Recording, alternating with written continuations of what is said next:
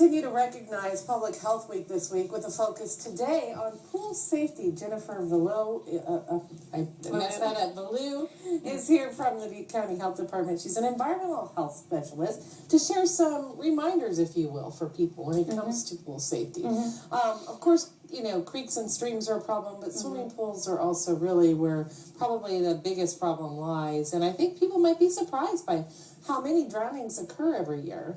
Yeah, in the U.S., there's, you know, it ranges from 200 to 300 a year. I'm not sure about our county, but, you know, even one is too many because they're completely preventable, and so that's what I want to talk about today. Children, would you say, are probably most at risk? Yes, children under the age of 5 because they usually can't swim yet, and, you know, they're curious, they try to get out to the pool area and see what's out there, and they could fall in the pool, so there's some basic tips that you basically want to remind people about when it comes to pool safety. What's the most important thing to keep in mind? Yeah, the most important thing if you have a backyard pool is parental supervision. That's the most important thing. Nothing can ever, you know, be a better watchdog probably than a parent. Yeah, because most of the time when a child drowns, they've only been missing for 5 minutes or less. And so what we want people in the backyards to do is create a layers of protection. The first layer is a fence completely enclosing that pool with self-closing, self-latching gates or self-closing doors. Like I know a lot of people have doors that lead out into the pool area. The next layer of protection is like a pool or gate alarm. And so this is an example of one. It's just, it's pretty inexpensive. You can put it on a door or gate. Yeah. And it will just sound an alarm letting you know that someone has gone out into that pool area.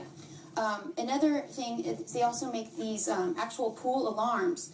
So they actually go on the edge of the pool and it can sense when something has jumped into that pool. It will sound an alarm inside the house to let you know. So a couple options should the child wander off because as diligent as parents are, kids get away. It can happen. Exactly. They even make these bracelets now that kids can wear that it'll sense when it gets wet, an alarm will sound in the house too. So that's also a cool thing. And also teaching people to swim at young ages too. Yeah, exactly. I imagine is not a bad idea as well. And whether creeks or streams, that's a good idea. Anything else you'd suggest to people to keep in mind?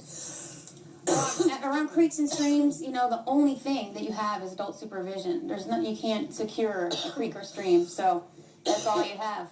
You know, that's okay. And maybe a life jacket. Exactly. Yeah. Not a bad idea. Yeah. So, people want more information, they can give the health department a call. There's also a website, right? Yeah, poolsafely.gov has a lot of great info for parents and for anyone that has a pool.